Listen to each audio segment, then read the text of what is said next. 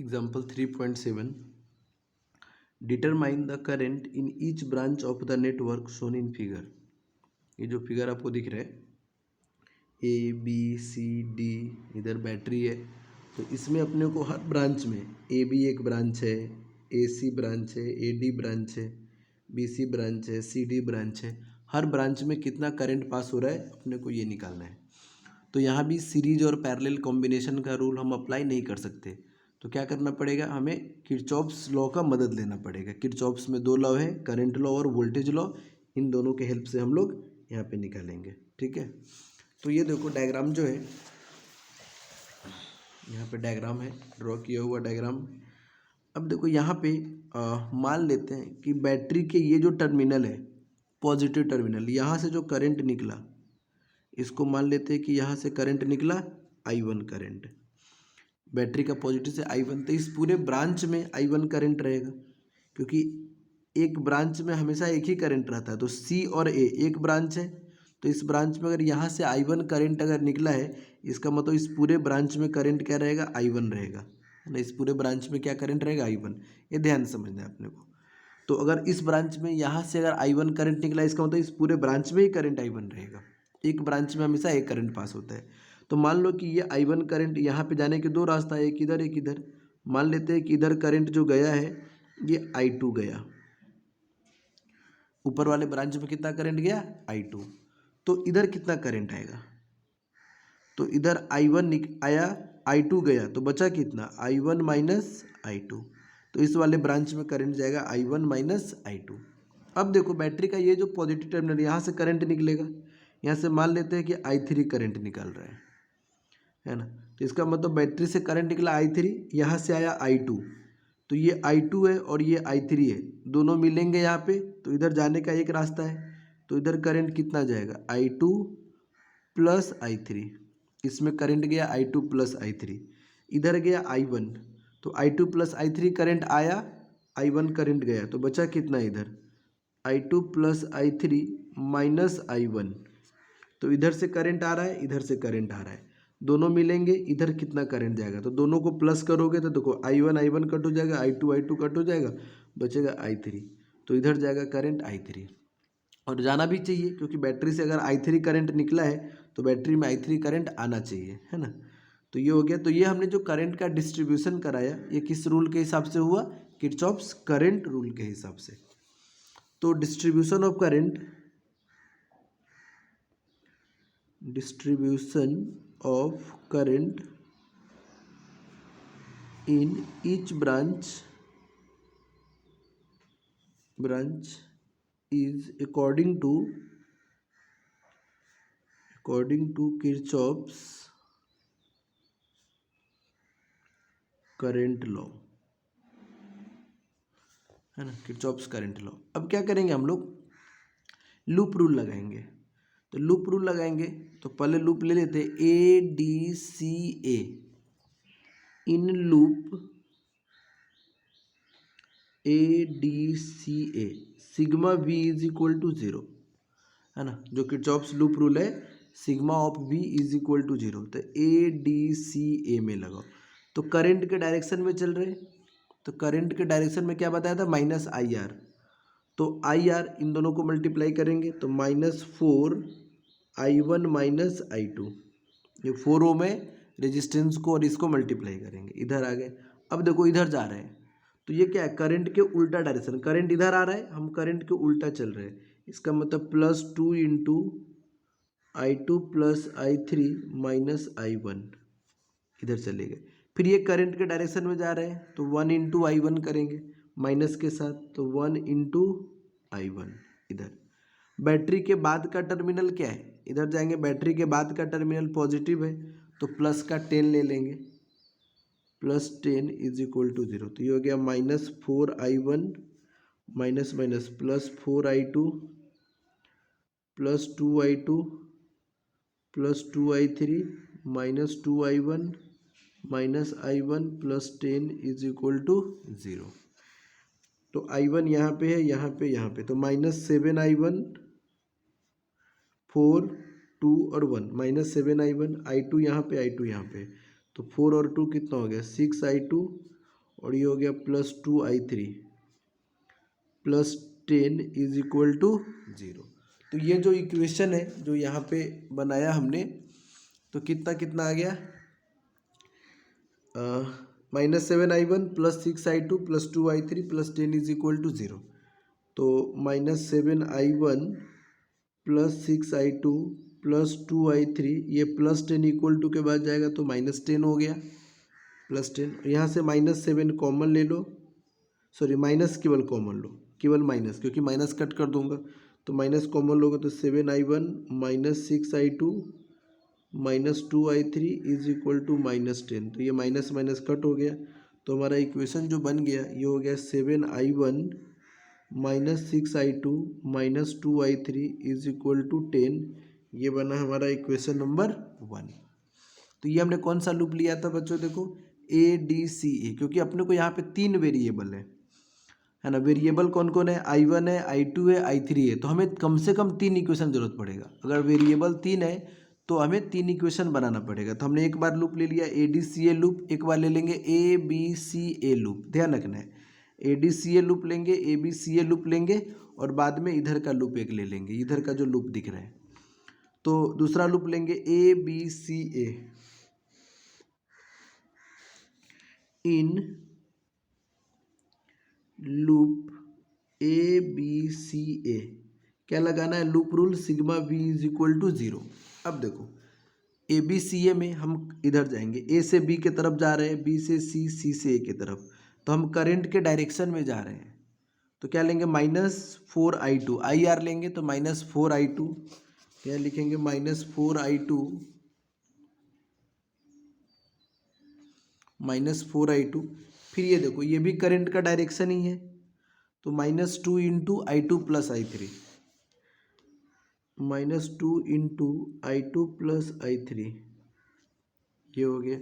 फिर ये भी करंट का डायरेक्शन ही है, इधर भी करंट का डायरेक्शन है, तो -1 इंटू i1, तो -1 इंटू i1, और बैटरी का जो टर्मिनल है, बाद का टर्मिनल पॉजिटिव है, तो +10 इज इक्वल टू क्या हो गया, 0 हो गया।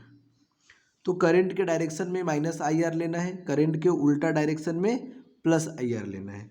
तो इसी को सोल्व कर दो थोड़ा सा, तो ये हो गया -4i2 -2i2 -2i3 -i1 is equal to -10।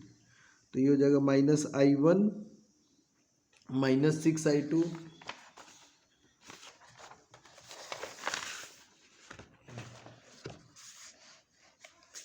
-i1 -6i2, ये हो गया -i1 -6i2 -2i3 is equal to -10। तो माइनस कॉमन अगर ले लोगे तो बचेगा i1 +6i2 +2i3 is equal to -10। तो माइनस माइनस कट कर देंगे, तो i1 +6i2 +2i3 is equal to 10। ये हमारा आ गया इक्वेशन नंबर 2 आ गया। दो इक्वेशन तो बना दिया, अब तीसरा इक्वेशन बनाना पड़ेगा। 3 वेरिएबल है, 3 इक्वेशन। तो एक बार ये इधर का लूप ले लेंगे, BCDEB, ये लूप ले लेंगे। तो तीसरा लूप लेंगे BCDEB,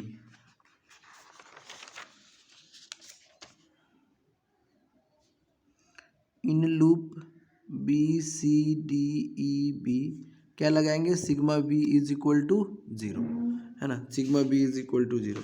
तो ये देखो यहाँ पे मैं डायग्राम को यहाँ से रखता हूँ, है ना, करंट तो यहाँ डिस्ट्रीब्यूशन है ही।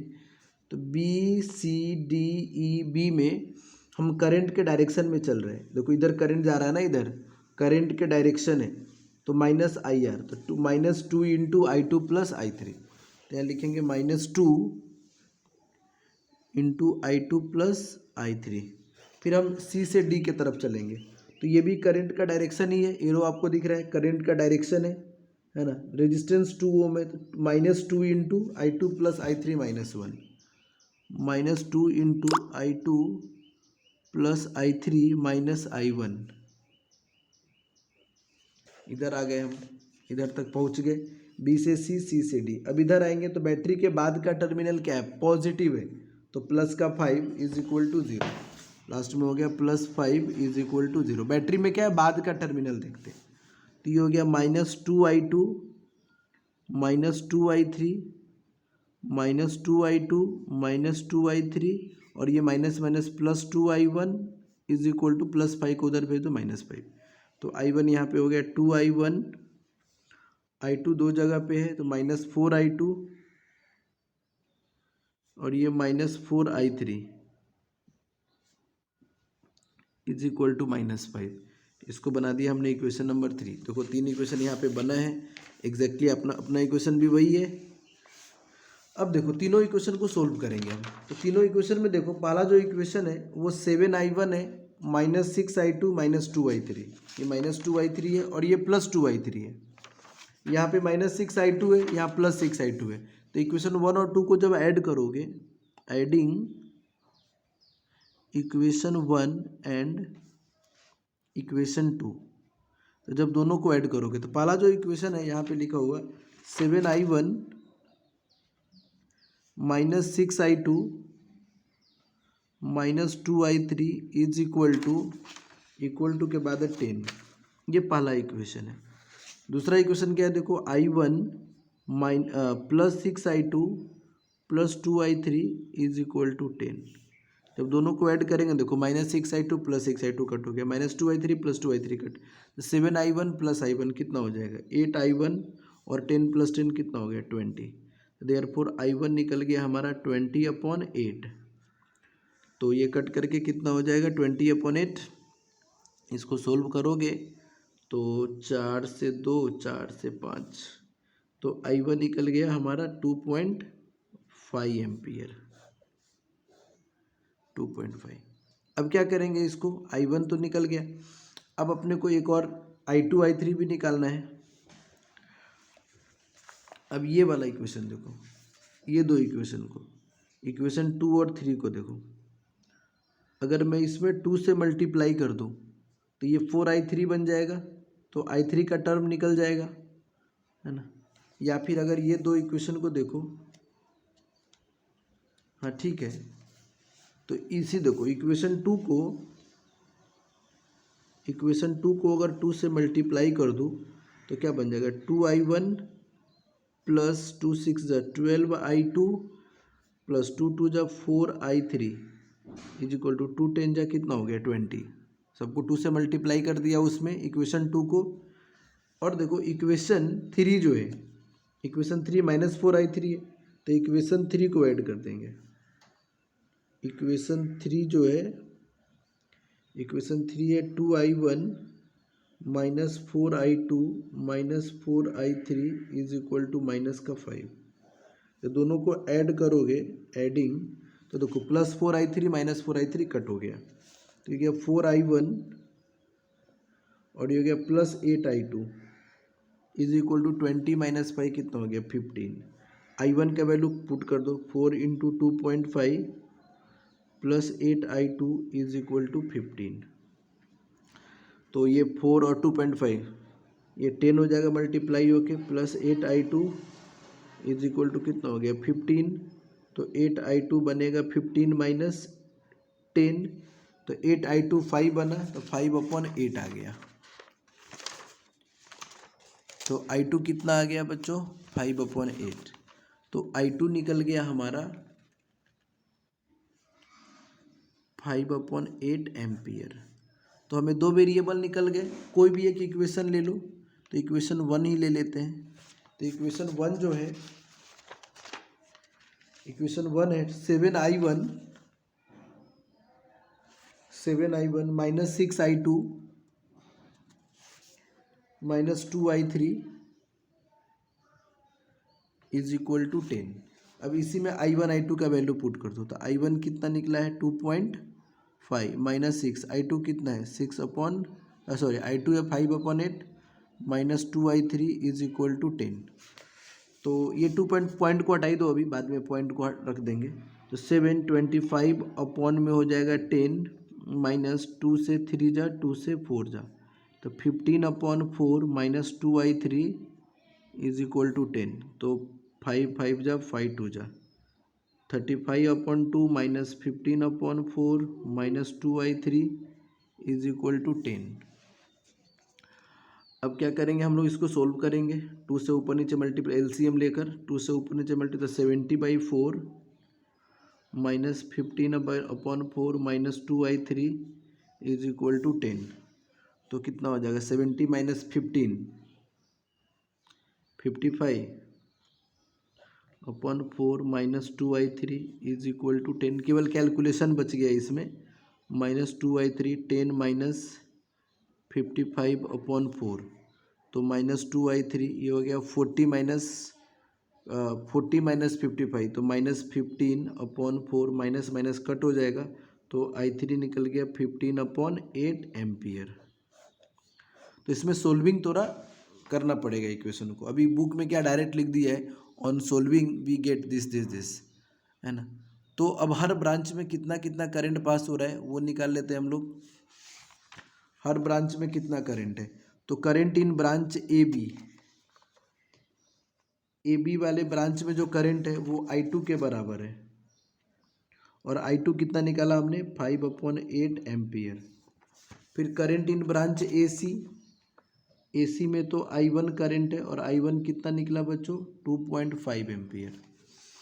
फिर तीसरा जो ब्रांच है BC ब्रांच, BC, तो BC वाले में कितना करंट है, I2 plus I3, I2 plus I3। तो I2 कितना है 5/8, और I3 तो हमने निकाला इधर कितना है 15/8, तो 15 और 5 20/8, 4 से 2 4 से 5, ये हो जाएगा 2.5 एम्पियर। ये भी 2.5 एम्पियर ही आ गया।